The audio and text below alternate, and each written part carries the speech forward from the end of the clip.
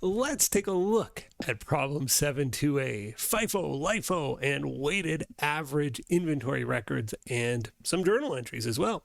I'll read through the problem and then we'll kind of jump into it. This one requires us to grab a template or to prepare our own template if our professor isn't so generous as to give us one.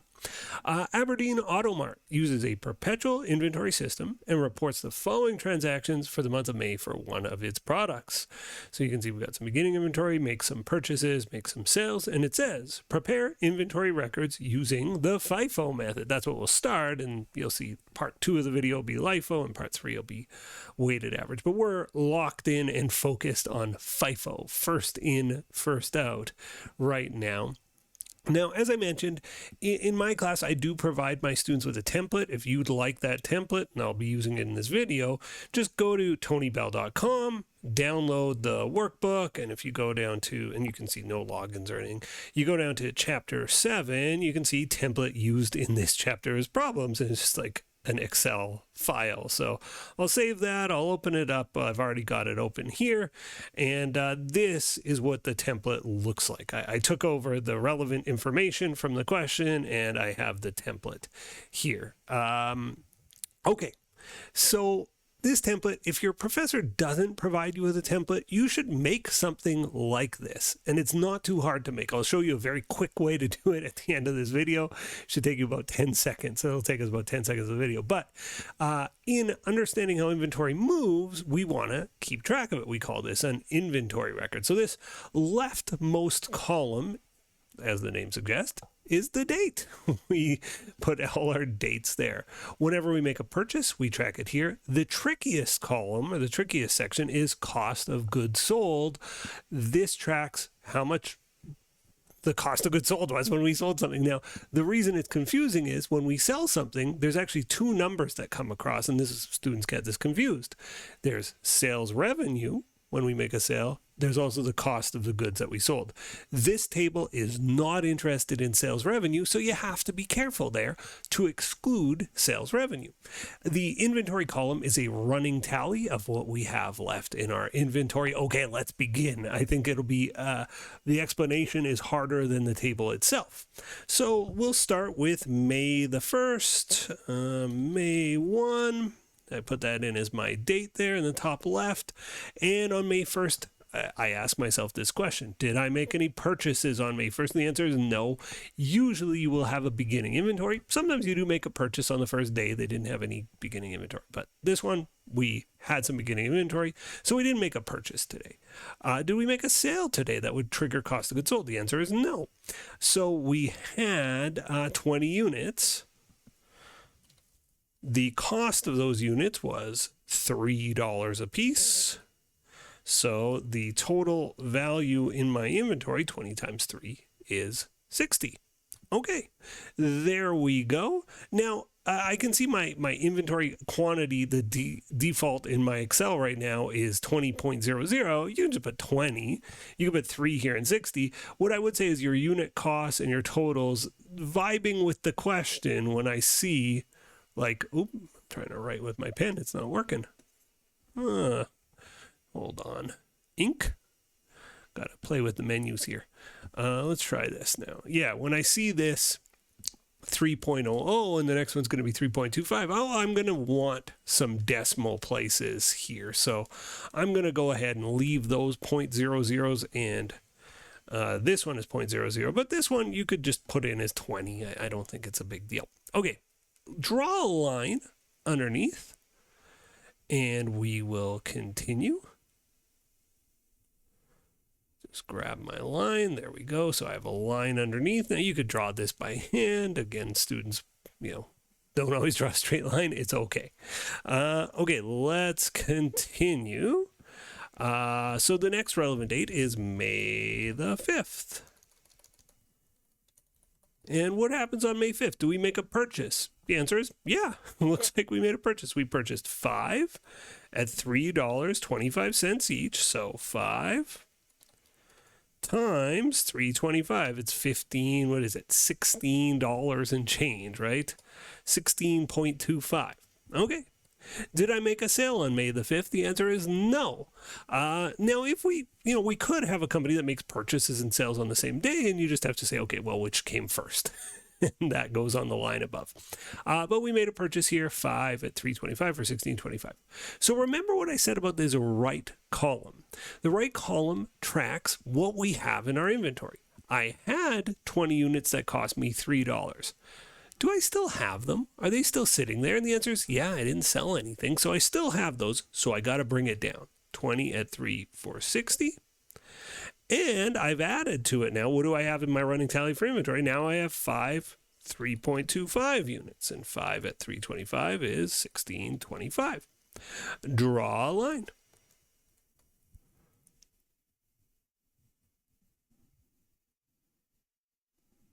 So we draw the line. There we go. And May 5th is in the bag. Okay, our first more challenging item, we make a sale on May the 13th. So I have to say I sold 22 units. Now the question we have to ask, and remember, we are doing FIFO.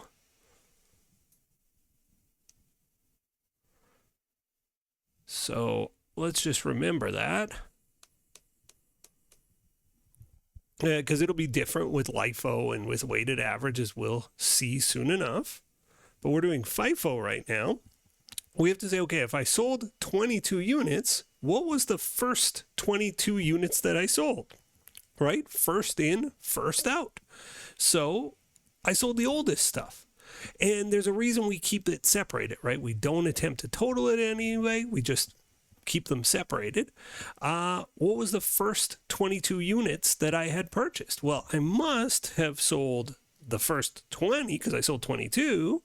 So 20 at 3 is 60. And of these 5 on this row, how many of these did I sell? Well, it must have been 2, right? Because I just sold my oldest stuff first. 20 goes out first, then 2 at 325. And 2 times 325 is 650. Okay, I had 20 at 3. I sold 20 at 3. So how many of these $3 units do I have left? None. They're all gone. I had 5 at 325. I sold 2. How many of these do I have left? I have 3 left, right? 5 minus 2 is 3. 20 minus 20 is, of course, 0. So I had 3 at 325, and 3 times 325 is 975.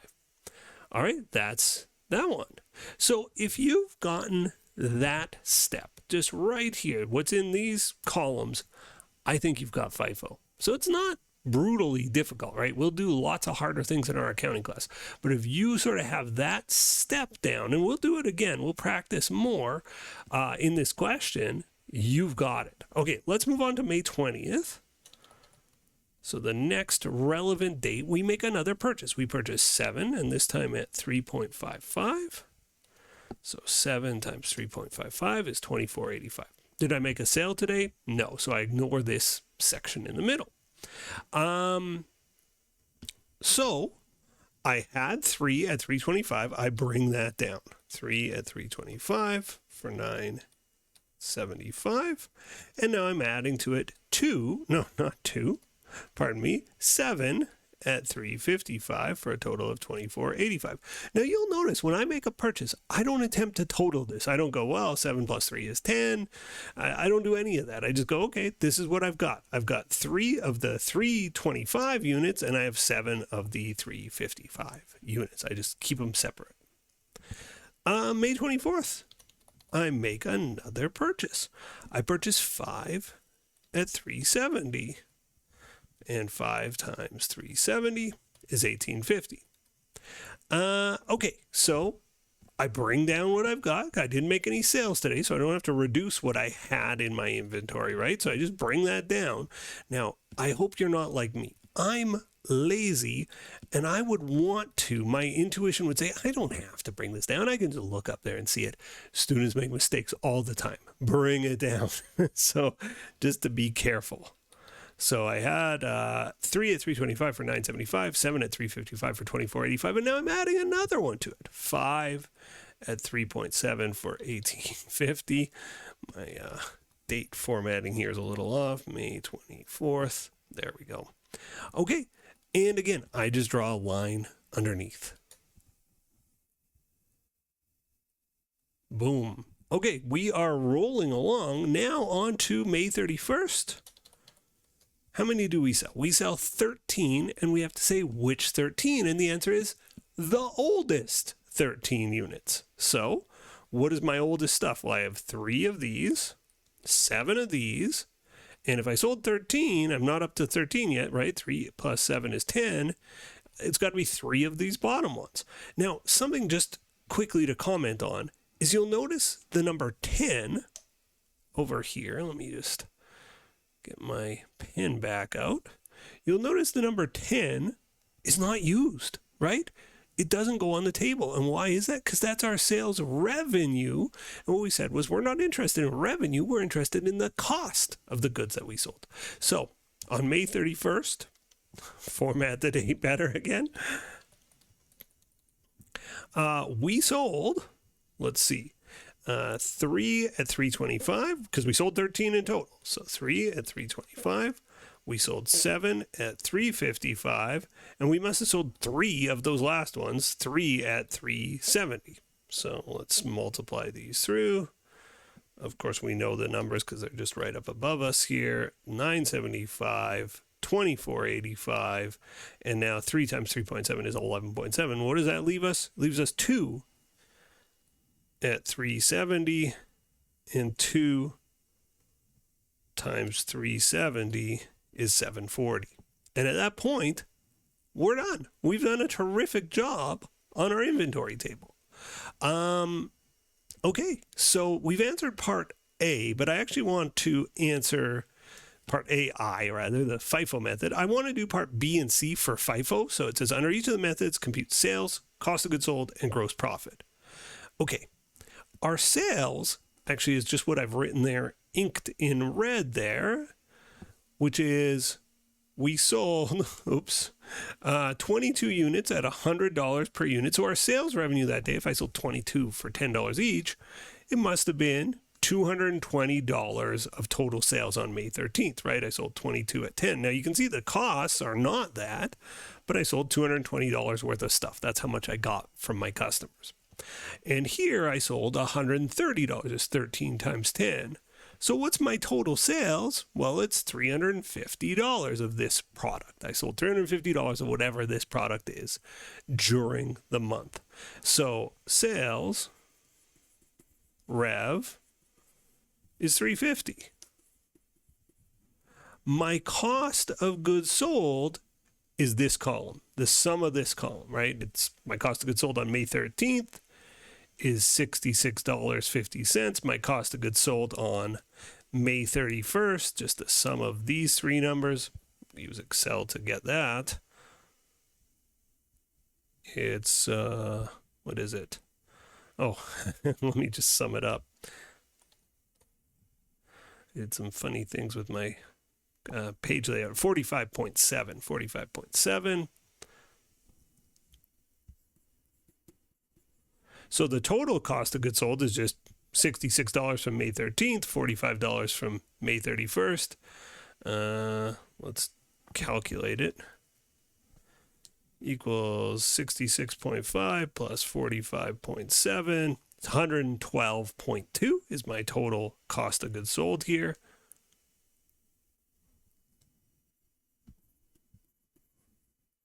And sales minus COGS is gross profit. So the gross profit for the month, 350 minus 112 is what? 237.80. And I'm just going to make sure about that.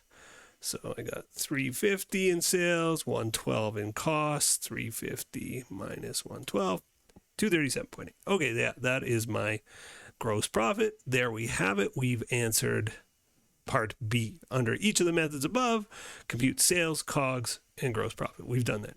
Now it says, give me journal entries for May 24th and May 31st. Okay, let's do that. I'm going to just squeeze it in here. Let's do it. I'm going to ink it too. So May 24th, we buy some inventory.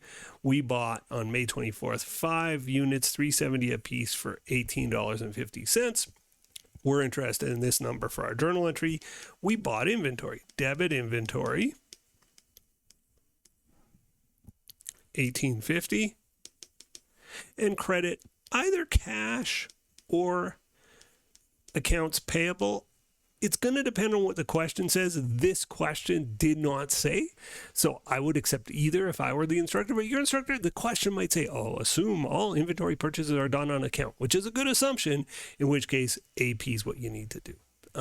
Okay, so anyway, we bought some inventory. Pretty straightforward entry. What about the May 31st entry?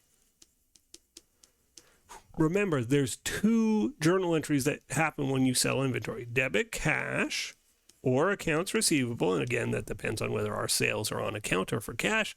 This question did not say, so I would accept either if my students submitted it. And it's the amount of sales revenue from May 31st, which we said was $130. Credit sales rev, $130.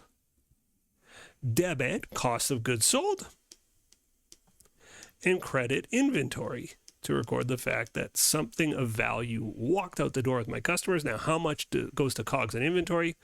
Right there, 45.70. And there we have it. We've solved the first part of this doing the FIFO method. In future videos, in the next video in the series, we'll do LIFO, and then the one after that, weighted average. So hope this video helped, and stay tuned for the next one. Bye for now.